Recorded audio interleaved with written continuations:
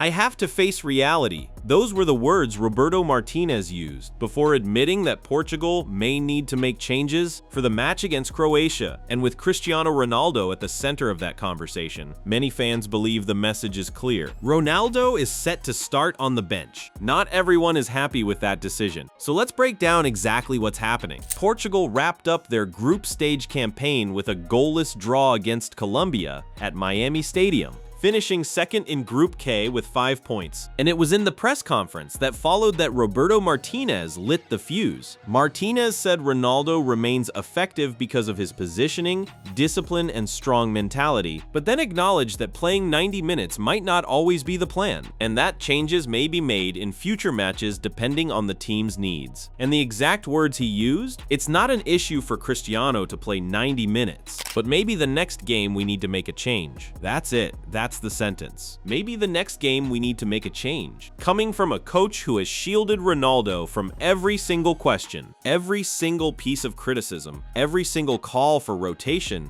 for 3 full group stage matches, those words land differently. They land like a door cracking open. Martinez's team now heads into a round of 32 match against Croatia in Toronto, with Ronaldo having played every single one of their 270 minutes in the group stage. If you add up all the stoppage time across those games, the former Manchester United and Real Madrid forward has probably clocked around 300 minutes at this World Cup. 300 minutes. And now, at the most important moment of Portugal's tournament, a knockout game where one bad result ends everything. Martinez is publicly hinting that something might have to give. Now, the football world was already watching Ronaldo closely coming into this match, while the likes of Lionel Messi and Erling Haaland were being smartly saved for knockout matches, substituted during the final games of the group stage for various reasons. The 41-year-old had played every game. Haaland sat out Norway's defeat against France, with his coach citing fatigue ahead of the round of 32.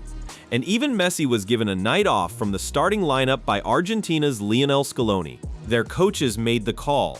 Martinez didn't until now. Ronaldo could barely move more quickly than a shuffle at the end of Portugal's draw against Colombia, in a game that started with a feels-like temperature as high as 106 degrees Fahrenheit. And the question it raised was unavoidable. Why was a 41-year-old playing in his 6th World Cup still on the pitch? When the referee blew his whistle after 5 minutes of stoppage time? The criticism isn't coming from small voices either. 3 of the biggest names in football punditry have already gone on record. Former Arsenal striker Thierry Henry came out swinging after the DR Congo draw, criticizing Ronaldo for snatching at a chance when teammate Bruno Fernandes was in a better position, saying the team needs to score, not you need to score, and implying Ronaldo was playing for personal glory over the collective. Paul Scholes, a former teammate of Ronaldo's at Manchester United, was even more brutal. I think there's only one position a 41-year-old player should start on the pitch,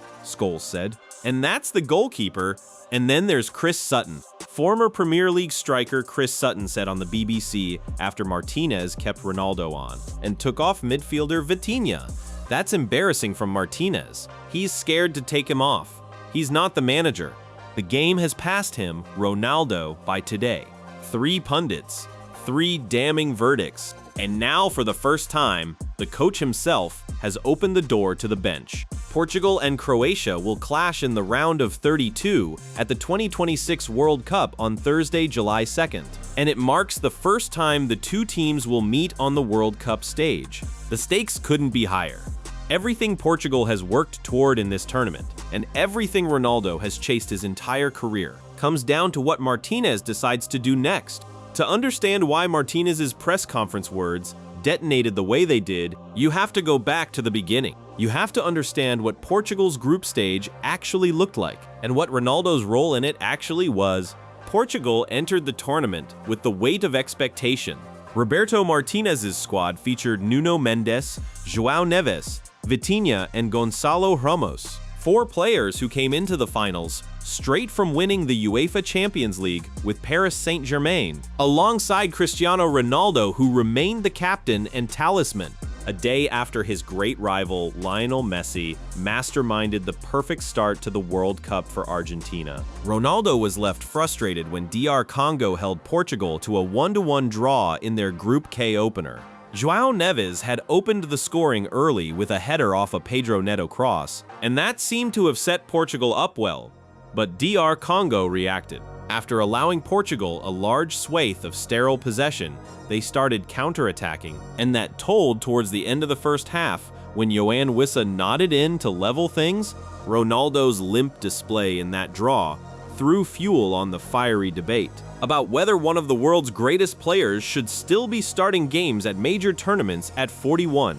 The numbers told the story with a cold kind of brutality. He had just 29 touches against DR Congo, 3 shots, and none on target. He finished the game with only 25 touches of the ball, the second fewest of his career in a World Cup start. For context, the only time he'd touched the ball fewer times in a World Cup start was the Battle of Nuremberg in 2006, a game remembered mostly for red cards and chaos. This was supposed to be a statement night, and it was anything but. During the post-match interview, Martinez clarified why he didn't take Ronaldo off. It makes no sense to take off the greatest goal scorer in football history in a match where we need to score goals. The logic seemed reasonable on the surface, but the numbers underneath it told a completely different story.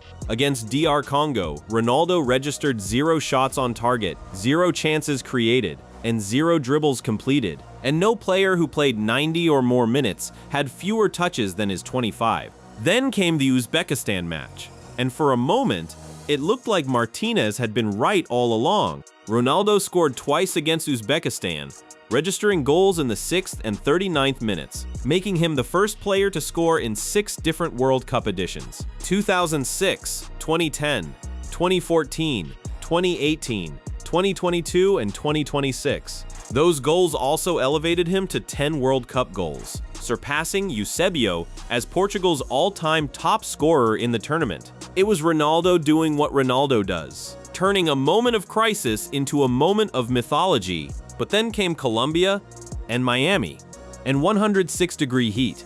During the final half hour in those punishing conditions, Ronaldo was a non-entity and should have been substituted. He ended the game with an expected goals figure of 0.17 and expected assists of 0.03. Gonzalo Ramos, 25 years old, a PSG striker and UEFA Champions League winner, remained on the substitutes bench while Ronaldo moved around the pitch, like an aching marathon runner in the second half. Martinez watched it all from the sideline and kept his hand in his pocket. Portugal finished second in Group K with 5 points behind Colombia. The group stage run was done, the record had been written in the books, and the coach now had to make the hardest call of his tenure. Mention Ronaldo's name in any press conference from here, and you get a powder keg.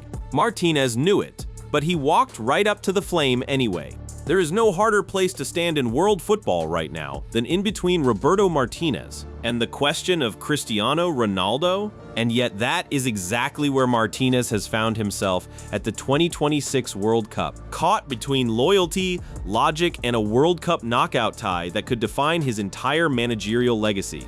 A squad predicted to accomplish big things, but with one huge question hanging over it. Ronaldo's limp display in the draw with DR Congo threw more fuel on a fiery debate about whether one of the world's greatest players should still be starting games at major tournaments at 41. It's nothing new. The questions facing Martinez are the same ones that began to irk his predecessor, Fernando Santos, in Qatar 4 years ago. That historical context is worth unpacking, because it gives you a real sense of how loaded this decision actually is. In the end, Santos dropped Ronaldo after the group stage in Qatar. So far, Martinez is sticking with him. The template exists, the precedent has been set, and yet Martinez has been more reluctant than Santos ever was. To even hint at the possibility, if anything, Martinez appeared even firmer in his stance than Santos in 2022, more certain that Ronaldo is still capable of starting games at this level. Ahead of the Qatar World Cup, Santos and his staff had held a meeting in which the possibility of using Ronaldo as an impact substitute in certain games was discussed. Martinez, at least from the outside, didn't appear to be thinking that way at all.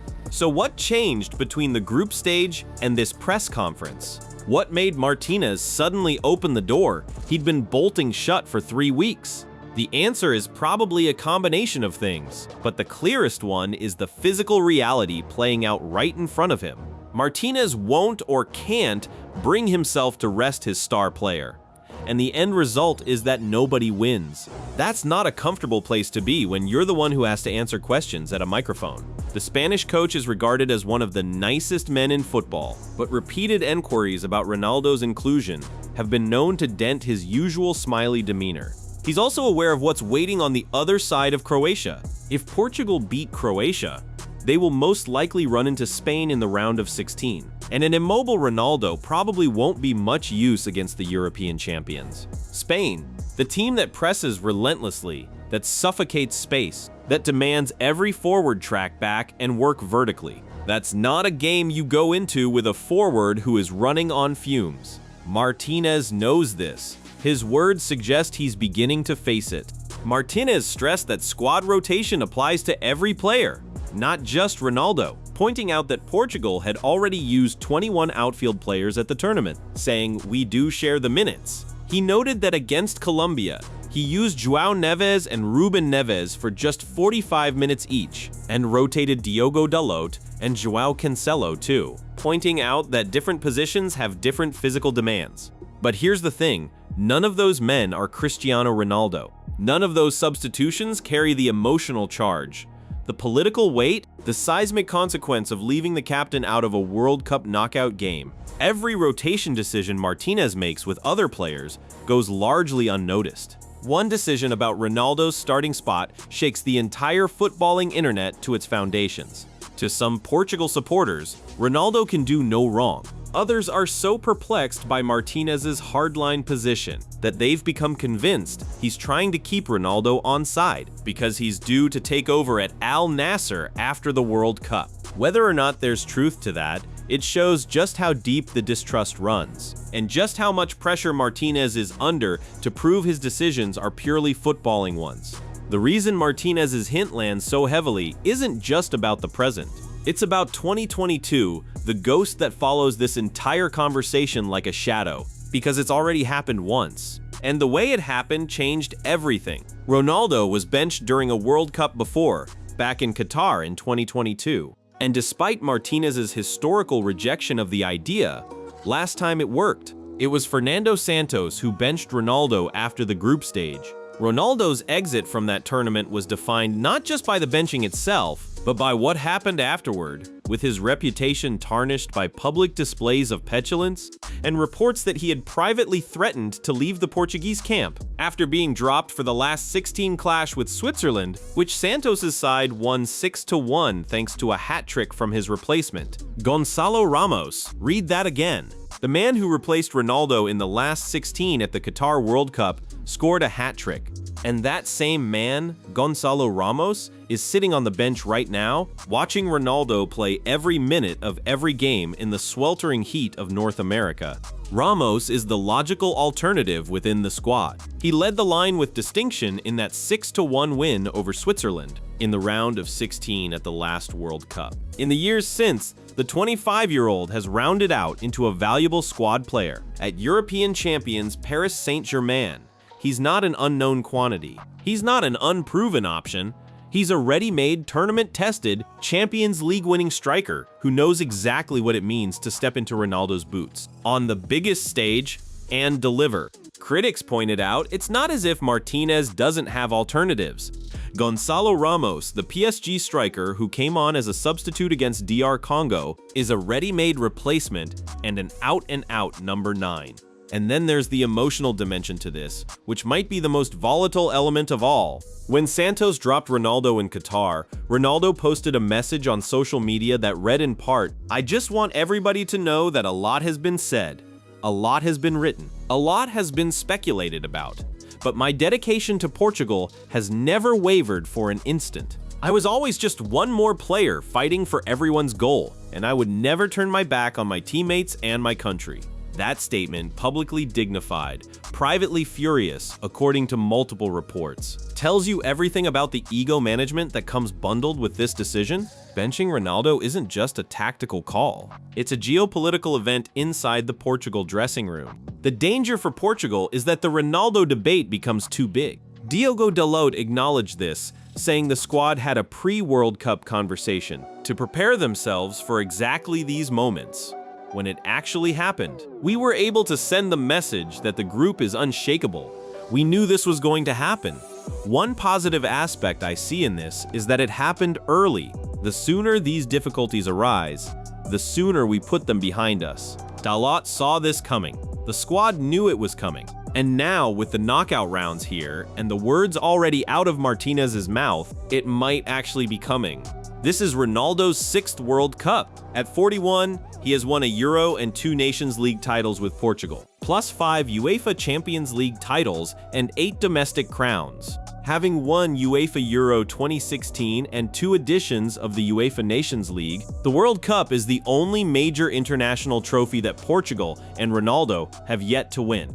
That fact sits at the center of everything. It's the engine that's been driving him forward long after anyone else would have stopped. The World Cup is the one thing missing from the most decorated individual career in football history. And now he's 41, staring down a tournament that the entire world is watching, carrying the weight of an entire country's dreams on legs that, however extraordinary, are not exempt from the laws of biology. We all know that Ronaldo is extraordinarily fit for a player in his 40s. He has always been the perfect example of the rewards of dedication and professionalism, but he's 41. No amount of ice baths or personally curated diets can change that, or roll back the effects of the aging process. So even Ronaldo needs to manage his minutes. He has a world record number of caps and international goals, and is now the first player to score at 6 World Cups. He became the oldest outfield player to start a World Cup game at 41 years and 123 days. The records he keeps breaking are genuinely unprecedented, but they come in the context of a group stage where the goal contribution barely papered over the crack of a player whose best is now situational rather than sustained. Croatia, meanwhile, advanced from Group L with 6 points, a journey that had its own turbulence, including a 4-2 loss to England in Dallas. But they bounced back with a 1-0 win over Panama, and then secured their spot in the knockouts with a 2-1 victory over Ghana. Historically, Portugal has dominated Croatia in all competitions since 2005, boasting 6 wins, 1 draw and 1 loss across 8 matches, but they've never faced each other in a World Cup. Until now.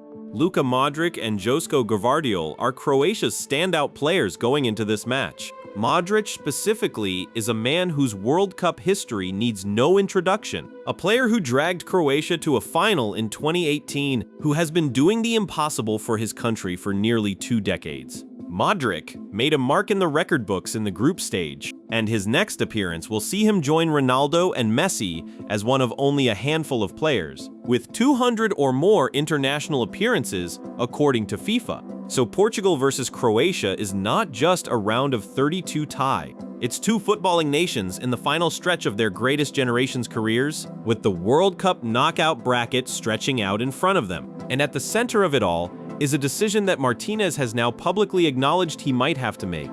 Ronaldo keeps on playing, and at some point he and Portugal could pay a heavy price for the workload. That price might be paid against Croatia. Those words aren't coming from outside critics anymore. That line of thinking is now living rent-free in the coach's own press conference, and the football world is watching to see whether Martinez will honor the hint he dropped, or whether he'll walk it back, hand Ronaldo the number 7 shirt, and send him out at BMO Field in Toronto the way he always has. Because here's the thing about Ronaldo in these moments. The truth is, the debate won't go away until Ronaldo starts scoring, or at least proves beyond doubt that he's a help rather than a hindrance to a supremely talented group of players. The Croatia game is his chance to silence it all. One goal, one decisive moment, one flash of the player that made him the most decorated scorer in football history. If that happens, Martinez gets to look like a genius for backing him. If it doesn't, and Portugal go out, then the question of why Gonçalo Ramos was sitting on the bench becomes deafening. When he scored a hat-trick the last time someone was brave enough to put him on, Martinez said, "I have to face reality." And the reality is this: the World Cup doesn't care about legacies. It doesn't negotiate with age.